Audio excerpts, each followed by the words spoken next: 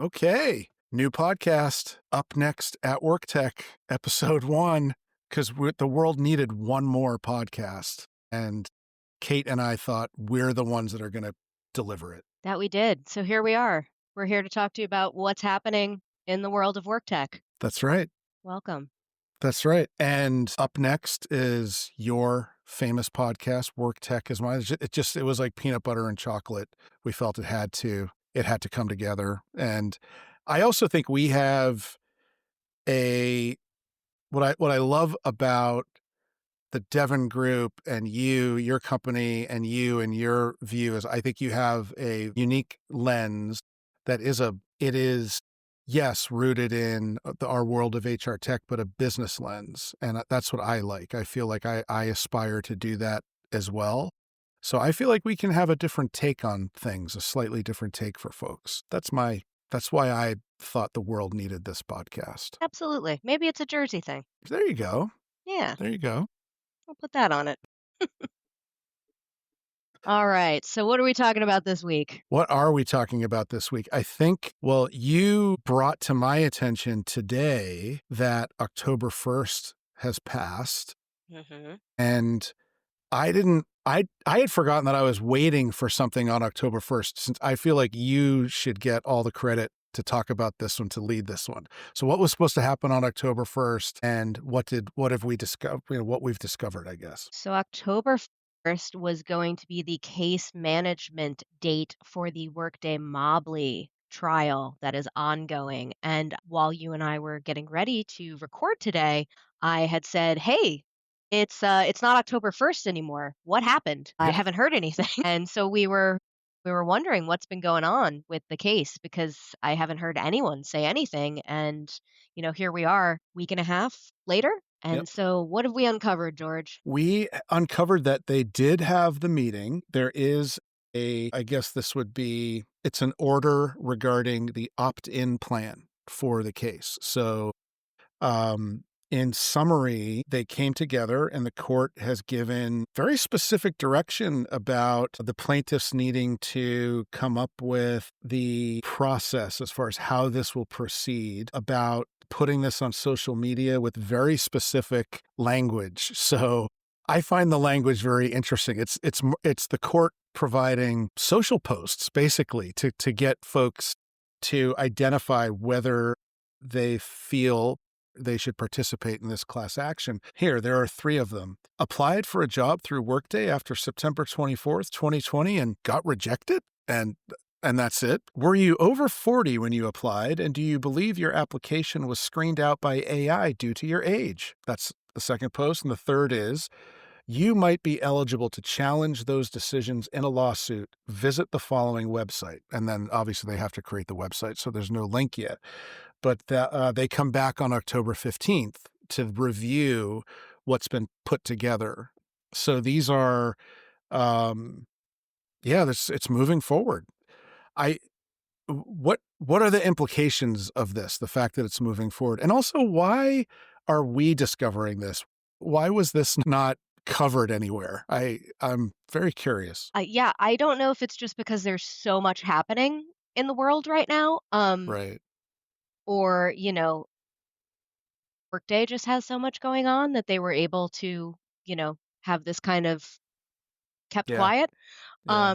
Also in this, what came out of this conference, though, as I scroll down, because one of the things that Workday was sort of fighting was they don't want their list of customers released. They were saying that was prejudicial. So if you scroll down, one of the things that came out of this case management conference, it says about the employers that it's going to be by October 7th, which has already passed, it was going to be designated for attorneys' eyes only.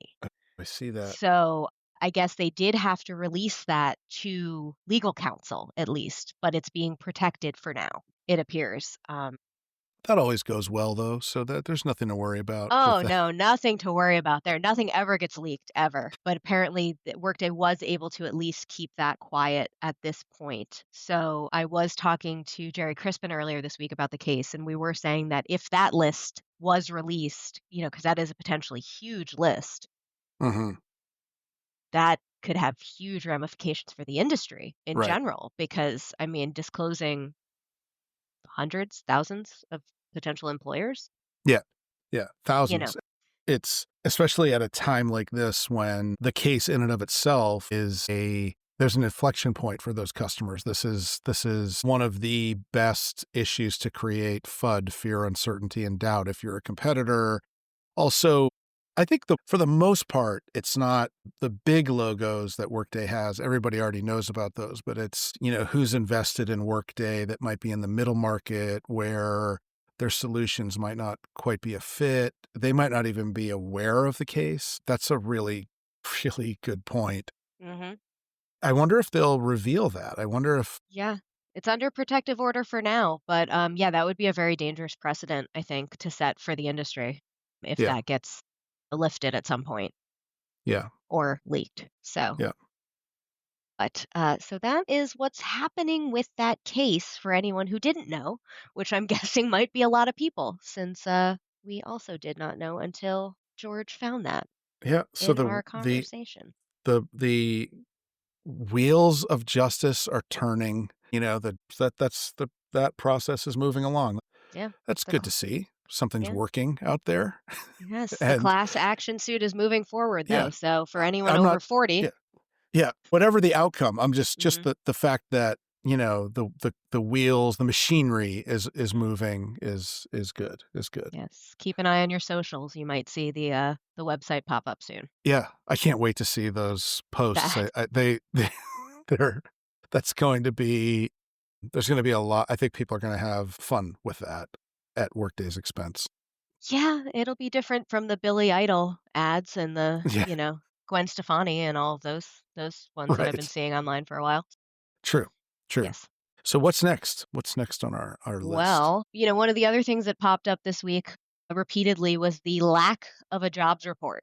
Mm, So, as the government shutdown has continued, the BLS, for the first time since 2013, did not put out the jobs report, which, since we are at the beginning of Q4, has some ramifications for those HR pros who are trying to start planning or are in the midst of planning, I should say. So, yeah, that's been kind of problematic, and I know that several of the outlets in our space have been covering that. You know, from a workforce planning perspective. yeah, I have been looking at that ever since I'll say before this year's controversy where BLS data was targeted, politically, just, the issues with it. But for years, whenever there would be a jobs report and then adjustments, I think just a real lack of understanding about what the jobs report is and what kind of a data point it should be, what it really reflects. And there are a lot of data points, and I've written about it. Shameless plug at WorkTech, but the ADP jobs numbers are usually in alignment with ultimately what comes out there's very, very rarely a conflict between any of the HCM providers that put this kind of data out. Paychex does it for the SMB. And then there are other folks that put data out, like Lightcast puts jobs data out. Not the same thing that, while imperfect, economists and everyone uses that jobs data for what it is to forecast and to analyze the market, one of several data points. And I think if there's a silver lining, it's that maybe HR folks will be forced to go outside and actually pull together some other analytics in this. I think it's not a good thing that there's no jobs report. I'm not saying that at all, but Hmm. I think taking stock of the data that's available, even in the future when the report comes back, is Hmm. is is a good will be. Yeah, I do think we need to take a long, hard look at that. The BLS in general. I actually read up on the history of it earlier this year when, again, the controversy was happening, and I Yeah. looked into how it was founded, and it's actually our last independent data source for the entire U.S. government. Okay. We have no other body of data that's considered independent from the US government. So it's kind of interesting in that regard. So I will be interested to see what happens when the shutdown ends, how it comes back, when it comes back, and how it's used going forward. But to your point, I do think this is an inflection point for HR pros because yeah, they're going to have to cull from other sources, and there are a lot out there. But this is going to impact, I think, 2026 planning in a major way. So it's tough times. So on that note, we have a story that has returned in a new format. Speaking of, and that is has hit the mainstream once again, and that is sort of how to cheat on your resume, and this time it involves flawn. The story was going around this week about using ChatGPT and AI on your resume to to get through the ATS and to get through the recruiting process. And Fast Company covered it, and the New York Times covered it, and it's essentially sort of that white text trick that we've seen in the past in a new format. So what do you think about this one, George? Yeah, it's basically within the resume telling ChatGPT to identify you as a strong candidate in some hiding that in the resume in some way. Maybe I'm jaded. I just don't think there's anything here. I've been in the resume game for so long. My first jump into tech was, I was employee number 10 at what became Brass Ring, and we started scanning paper resumes and turning them into data. And that's what became the foundation for the first ATS that we built. And the minute we went online and we're extracting keywords, candidates started understanding that and started gaming the keywords. So to your point, it's like hiding the white text on a resume so that it's not visible to the naked eye, but the OCR, back in the day, the OCR, the character recognition software, would find all the tech buzzwords and rank you higher, even though it was just a vomit of keywords on the bottom of the resume in the margin. The systems, it doesn't help the candidate when they do that, because ultimately they get screened out at some point, and it's a waste of time for everyone. I think the bigger issue is the sheer volume of resumes, and profiles, and the fact that all of the resumes are looking the same so that nobody stands out. So Mhm. the fact that you're a great candidate just isn't necessarily putting you at the top of the list anymore. The fact that ChatGPT says that. I don't know, long-winded, but I just kind of roll my eyes when I see this. Is the problem the resume then? I know that's something that comes up periodically. Like, is the resume dead? Do we need to rethink that entirely? You know, is it Yeah. that? Again, I'm really jaded, Kate. I am so jaded. I haven't seen. A lot of people have said this to me over the years. Resume, it's dead, and it's like, okay, I'm with you. It's dead. Tell me what is replacing it. Mhm. And you go through all these machinations of like, the skills and the profile and and then, okay, so what am I left with? Wow, that looks just like a resume. It's just the fact that we are, as candidates and employees, at some level, we're a bunch of metadata about our skills, and that's just sort of following us around into systems. I guess that's replacing the resume. But anybody outside of our little bubble that I know that is working in a from student to professional role, they have one. And Mhm. it's the currency. So I don't know if that's where the focus should be, as much as fixing the process once the resume kicks it off. And again, I'm jaded. No, that's fair. Yeah. Yeah. That's What like do you think? Should we do away with it? no, I to your point, I don't think we can. It's like Netflix was gonna disrupt cable, and now we're back to essentially having cable again. Like I have all these streaming services that I have to watch ads, and all I really wanna do is be able to just change the channel Right. again. Like, it's like we've just come back in a Yeah. circle. So again, if we replace the resume, what do we replace it with? And are we just gonna end up back in the same place? Probably. Yeah.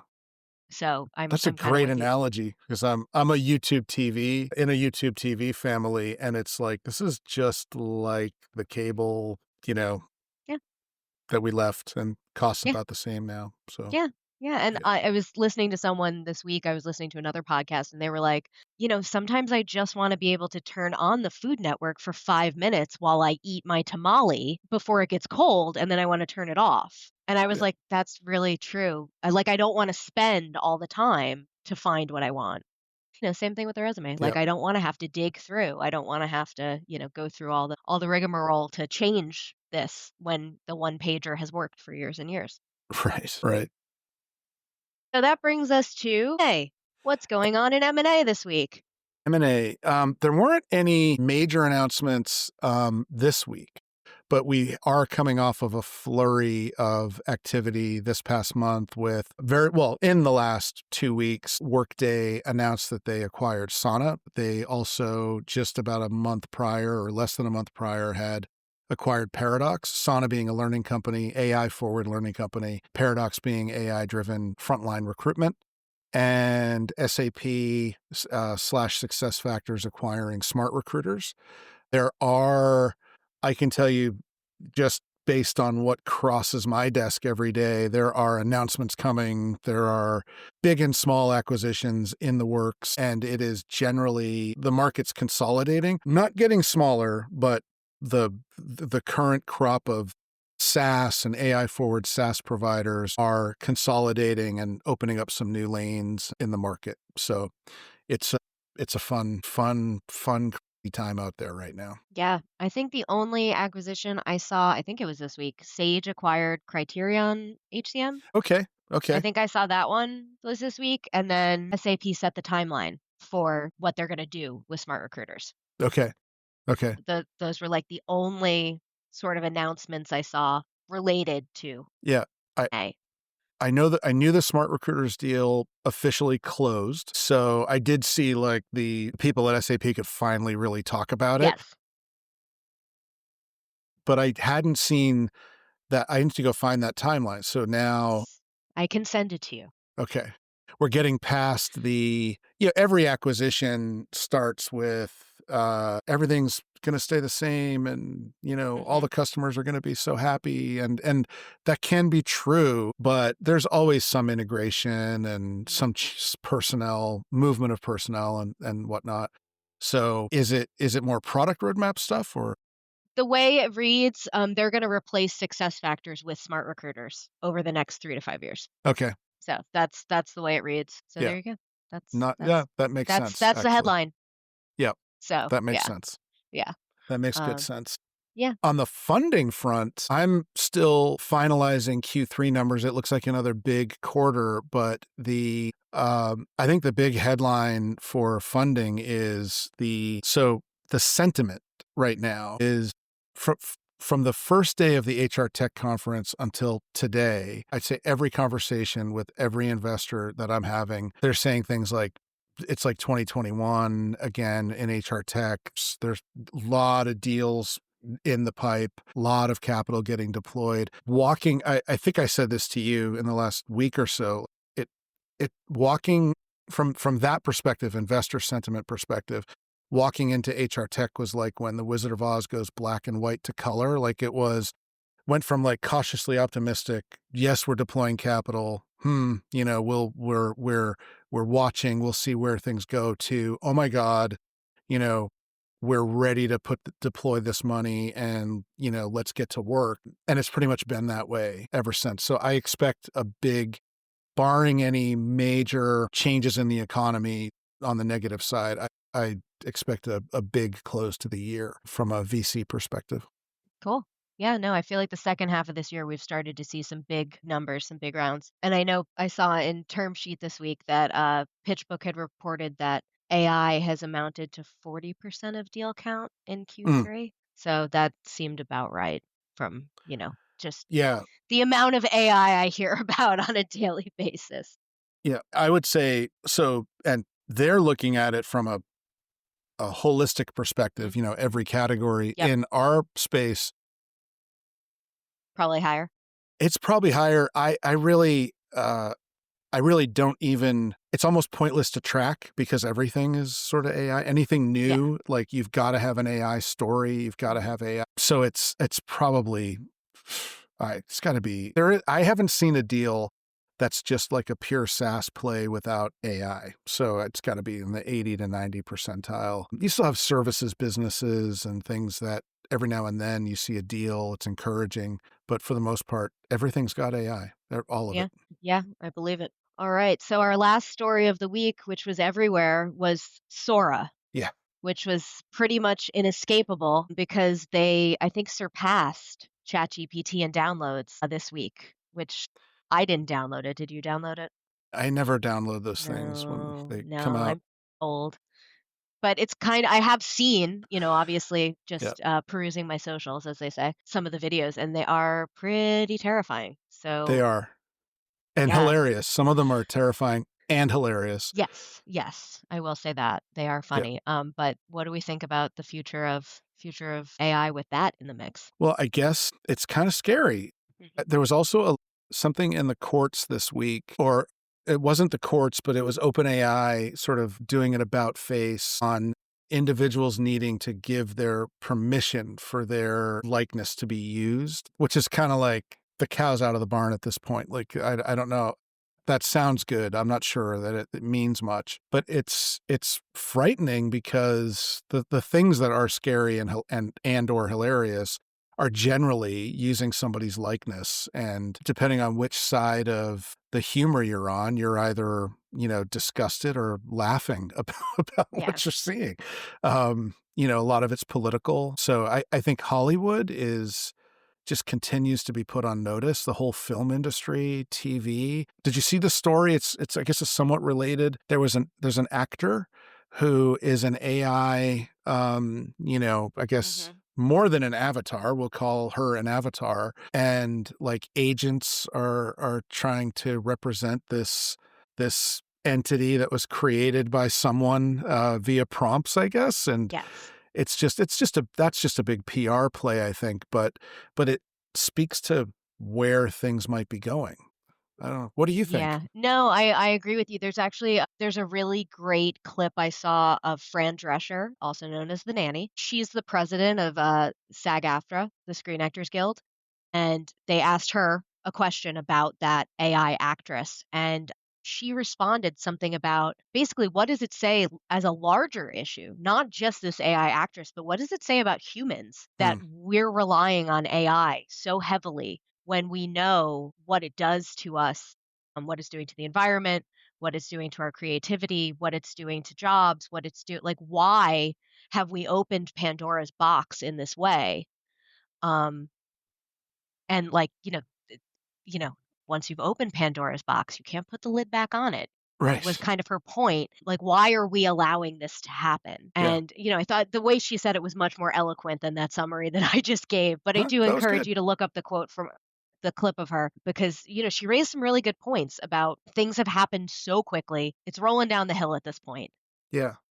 And I think Sora, again, some of it's funny, some of it's terrifying, and there are some bad actors in the world who are going to be using it for really bad purposes. And I just don't think we have enough regulations right now for things Yeah. like that, at least in the US. No, 100%. And somebody, it was Scott Galloway on Pivot, I guess maybe the earlier in the week, was saying, it's not just about the actors, it's not just about the directors, it's also about the crew people, it's about the people doing hair and makeup, it's about the people providing coffee to the studios. It's Mhm, it's an entire economy that's mhm, built around, and it's not just about Hollywood, it's everywhere.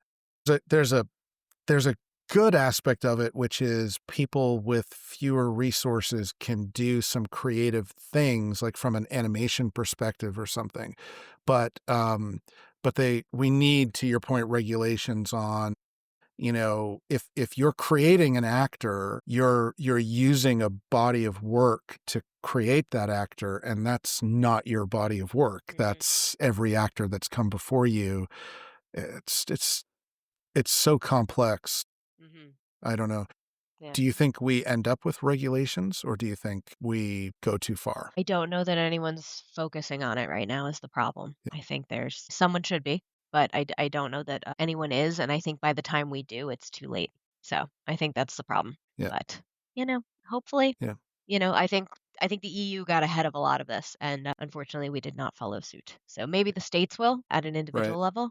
So, I mean, obviously, we know like New York has Local 144, and California just passed. I'm not going to remember the numbers, but they just enacted that law a few weeks That's ago. right.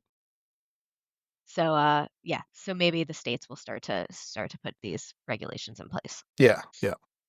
Anyways, so Yeah. I think that concludes our That first covers it. episode. Look That at that. does. We did it. That covers it. All right. So, how are we going to wrap this up?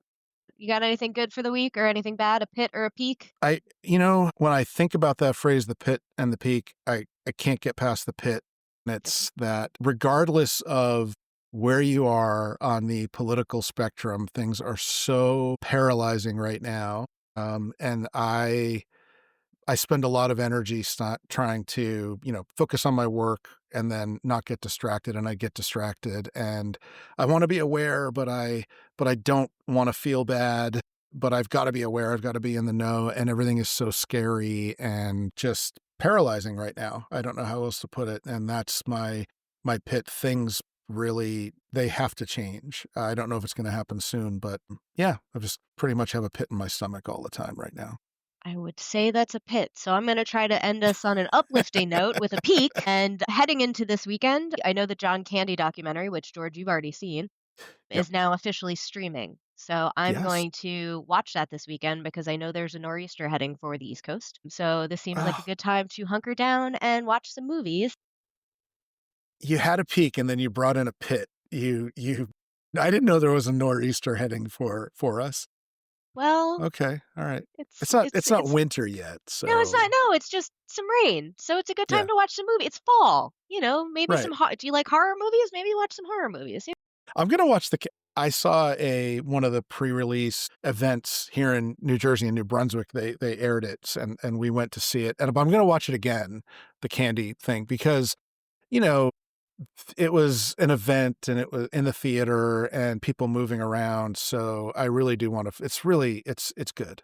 It's so good. If you love him at all, you'll love that movie. That Maybe a doc. John Candy like marathon this weekend. There we go. There's a Yes. peak. Yeah. There's a peak. There you There's a go. peak. Let's There you end go. on that. All right, George. All right. That's where Thanks, we Kate. end it. We'll talk to you soon. All right. Till next time.